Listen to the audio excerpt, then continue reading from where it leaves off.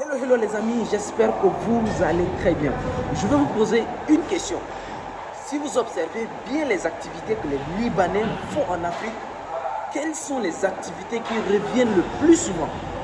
Dites-moi en commentaire. Avant même de continuer à suivre cette vidéo, dites-moi en commentaire quels sont les business qui reviennent le plus souvent dans les communautés libanaises. Parce que quoi qu'on dise aujourd'hui, les Libanais, bien qu'ils ne soient pas chez eux, donc beaucoup de Libanais aujourd'hui sont africains, mais bien qu'ils ne soient pas chez eux, ils ne font pas de la politique comme beaucoup d'Africains font. Ils ne font pas, je ne sais pas, ils ne sont pas à la fonction publique. C'est-à-dire que certaines choses dont beaucoup d'Africains sont en train d'aspirer, eux, ils ne font pas ça. Ils ne sont pas musiciens, ils ne sont pas... Voilà, tout ce que vous faites là, ils ne font pas trop, ils n'aspirent pas trop aux footballeurs. Non, non, non. Ils ne sont pas trop dans ces histoires-là. Mais quelles sont les activités dans lesquelles les Libanais s'investissent massivement? Alors, avant même de venir sur ça, vous devez tout simplement comprendre que ce sont, quelles que soient les activités, quels que soient les types d'activités qui sont dedans, que vous allez mettre en commentaire, ils sont massivement dans des secteurs d'activité qui ont 3 critères. Je vais vous présenter ça tout à l'heure. Les secteurs d'activité qui sont dedans ont 3 critères. Et d'ailleurs, je vais vous présenter ça, je vais détailler ça. Mais la première chose que vous devez savoir déjà, je vais vous présenter ici par exemple, là je suis dans un restaurant et d'ailleurs c'est ici même que j'ai eu l'idée de faire cette vidéo. Le restaurant, c'est un très bon business. Et vous allez voir également que les Libanais sont dans beaucoup de restaurants. Dans beaucoup de pays, vous allez voir que les Libanais sont dans les restaurants massivement. À Dakar, beaucoup de restaurants appartiennent aux Libanais. Et eux, ils ont une manière de leur faire. C'est-à-dire qu'ils ont une façon de faire des restaurants très attractifs. Donc, beaucoup, quand vous prenez par exemple à Dakar, que ce soit en centre-ville, aux Almadies, dans les quartiers un peu Médina, et ainsi de suite, dans certaines zones, les Libanais, ils font des restaurants, mais de classe. Les restaurants, les Libanais, ils se connaissent dedans, ils le font. Il y a beaucoup d'autres activités, mais arrêtons-nous un peu sur les restaurants. Et je vais vous présenter les 3 critères là. Et vous allez juger avec tous les autres critères. Les restaurants, pourquoi les restaurants? Les restaurants, parce que les restaurants sont des besoins, les restaurants viennent résoudre un problème physiologique, c'est-à-dire un problème de fond. Quand vous avez faim, vous devez manger, c'est tout. Les gars, ils n'ont pas besoin de vous expliquer, non, venez dans notre restaurant, non, ils ne vont pas aller faire la queue pour déposer les dossiers, pour qu'on reconnaisse que non, celui c'est mon frère, c'est mon cousin. C'est-à-dire que vous partez faire des activités qui nécessitent qu'on vous recommande. C'est-à-dire que pour entrer à la fonction publique, même dans le football, dans la musique, tout ça, vous voyez, c'est le cooptage. C'est-à-dire que les gens vont coopter les gens pour qu'ils deviennent artistes. Ça, vraiment, vous le savez. Aujourd'hui, ce n'est plus un secret. Les artistes que vous connaissez qui bougent un peu partout là, qui passent sur les grands médias et ainsi de suite, c'est pas parce qu'ils chantent bien, c'est pas parce qu'ils savent jouer la guitare, ou bien c'est parce qu'ils... Non, c'est par cooptation. Et d'ailleurs, tout récemment, il y a un grand événement qui s'est passé en Côte d'Ivoire. Et on a demandé au promoteur de cet événement-là pour dire sur quelle base il a choisi tous les intervenants. Il dit que c'est parce que l'État m'a recommandé les artistes. Donc aujourd'hui, même le côté culturel, la politique est entrée dedans. Donc c'est par recommandation. Donc pour réussir dans les domaines de business, certains business où vous devez avoir des marchés publics, vous savez que les marchés publics aujourd'hui, ce n'est pas donné à tout le monde. C'est encore par cooptation, c'est encore par reconnaissance, par recommandation. Et d'ailleurs, ça a été toujours comme ça.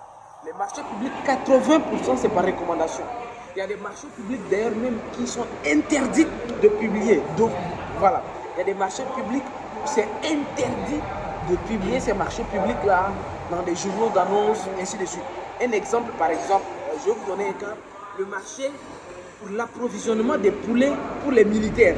Un exemple, ou bien les tenues des militaires. Il y a certains domaines d'activité où c'est tellement sensible, où c'est uniquement par recommandation, donc il n'y a pas à faire d'aller publier.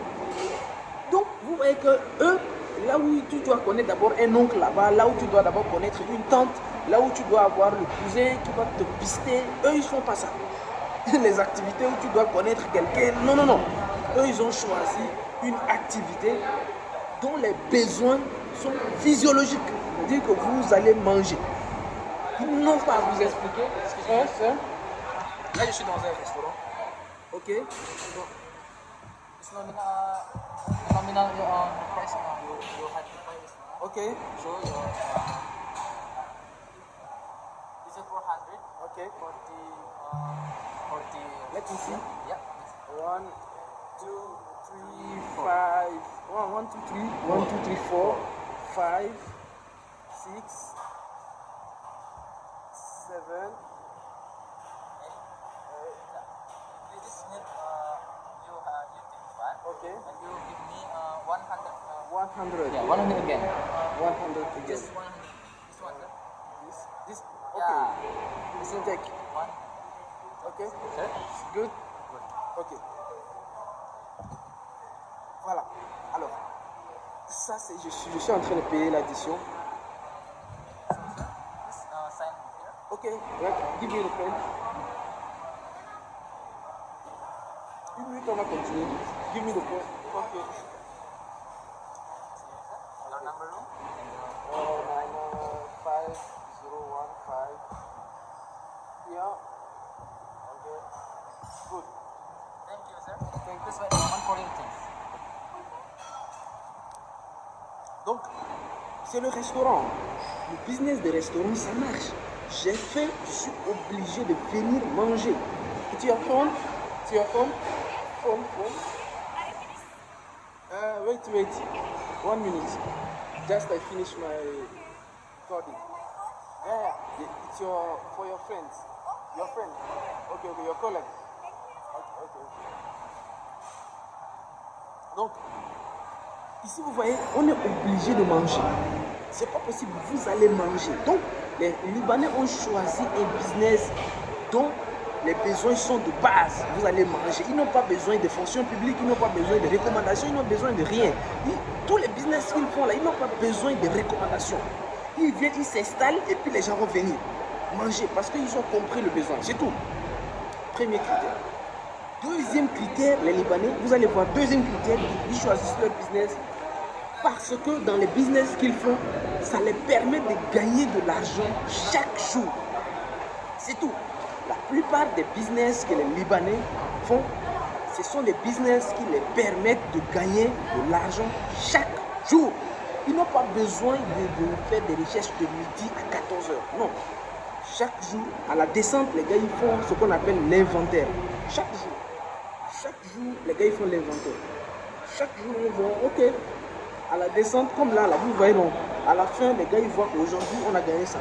Aujourd'hui, c'est chaque jour. Et si vous pouvez deviner d'autres business qu'ils font, qui les permet de gagner de l'argent chaque jour, à part la nourriture, les autres que vous avez énumérés, quels sont ces business-là qui les permettent de gagner de l'argent chaque jour, sans se casser la tête. Chaque jour. Vous voyez que les Libanais, ils sont dans l'immobilier aussi. Et de l'immobilier, pas de l'immobilier où on va te payer par mois. Non. La plupart de l'immobilier des Libanais qu'ils font, c'est de l'immobilier où l'argent entre chaque jour. Et d'ailleurs, ce que vous ne savez pas, même les restaurants que vous voyez, c'est de l'immobilier. Peut-être ça, si je vous explique comme ça, le concept pourquoi les restaurants, c'est également de l'immobilier. Je vais vous expliquer ça dans une prochaine vidéo parce que le concept risque d'être un peu... Il faut que j'explique un peu plus longtemps. Mais en 1 minute, je ne peux pas expliquer. Vous avez le système de McDonald's, de Dabali Express, Dabali Express et Abidjan. McDonald's, vous connaissez McDonald's, les Maxi Food, ou bien, voilà. À Dakar, Maxi Food, c'est à Dakar. Brioche Dorée, c'est à Dakar. C'est des restaurants, mais c'est de l'immobilier, c'est pas des restaurants. Vous voyez que c'est peut-être... c'est un restaurant, mais le vrai business derrière, c'est l'immobilier. Je vais vous expliquer ça un peu plus tard. Mais les Libanais sont dans ça. Pourquoi? Il faut de l'immobilier qui les rapporte de l'argent chaque jour. Alors, l'immobilier qui rapporte de l'argent chaque jour, vous savez, hein, par exemple, les hôtels, c'est de l'immobilier qui rapporte de l'argent chaque jour. C'est aussi simple que ça. Troisième critère qui fait en sorte que les Libanais sont indéboulonnables en Afrique. Ils sont dans le business qui emploie beaucoup de gens. Oui. C'est-à-dire qu'ils sont dans les business qui peuvent employer beaucoup de gens. C'est très réfléchi. Tout récemment, il y a un grand hôtel libanais, un grand hôtel, ça fait partie, si vous citez au moins 5 hôtels à Dakar. Ok, thank you. Okay, thank you so much, sir. Okay, thank you so much, sir. L'un des plus grands hôtels, de Dakar, si vous citez 5, l'hôtel en fait partie. Ils sont venus occuper une partie de la mer. Il dit qu'ils ont construit sur une partie, paraît-il que c'est ces domaines où l'hôtel est construit là, que c'est un domaine classé public et qu'on doit raser l'hôtel, ainsi de suite. Les gars, ils ont dit qu'il n'y a pas de problème. Ils ont dit qu'il n'y a pas de problème. Nous, on a de l'argent, on va se déplacer, on va aller acheter un autre endroit et reconstruire l'hôtel. Mais voici le bilan social qu'il faut voir avec la CNPS, la Caisse nationale de prévoyance sociale. Nous avons des centaines de personnes ou bien des milliers de personnes qui travaillent ici. Donc, il n'y a pas de problème. Nous, on va aller. Ce sont même les employés de l'hôtel qui sont des Sénégalais qui ont créé un collectif pour s'adresser au président de la République. Vous voyez comment c'est puissant quand les gars ils choisissent un business qui emploie beaucoup de personnes. Ça fait quelque chose, une couverture en fait. Vous ne pouvez pas venir les créer des problèmes comme ça. Parce que vous voulez ou pas, les gars, ils ont leurs mains, comme on le dit, ils ont leurs mains dans votre ventre. On dit qu'ils ont leurs mains, et ça c'est une expression africaine, ils ont leurs mains dans votre ventre. Donc, vous allez les détester, vous allez les insulter, mais c'est eux qui vous donnent à manger. C'est eux qui vous emploient. Donc, voilà un peu les types de business de base, avant même que les Africains aillent chercher à faire la politique, avant qu'ils aillent chercher à faire des choses. C'est bien de faire la politique. D'ailleurs, moi, j'encourage les jeunes qui veulent s'engager en politique. J'encourage les jeunes qui veulent devenir artistes ou bien musiciens ou footballeurs, tout ça, j'encourage. Mais je pense que nous sommes assez nombreux pour également nous occuper d'autres secteurs d'activité qui sont vitaux à l'économie. On n'est pas obligé d'être tous focus à la politique parce que la politique aujourd'hui, c'est là où ça réunit tout le monde. Tout le monde pense que c'est en allant à la politique qu'on va réussir. Tout le monde pense que c'est en allant devenir footballeur qu'on aura réussi. Ou bien c'est devenant artiste, remplir les stades. Non, il y a d'autres domaines là. Les gens n'en parlent pas trop, mais les gens ils détiennent l'économie. Merci beaucoup les amis d'avoir regardé cette vidéo jusqu'à ce niveau. Je vous dis à très bientôt. Au revoir et ciao ciao.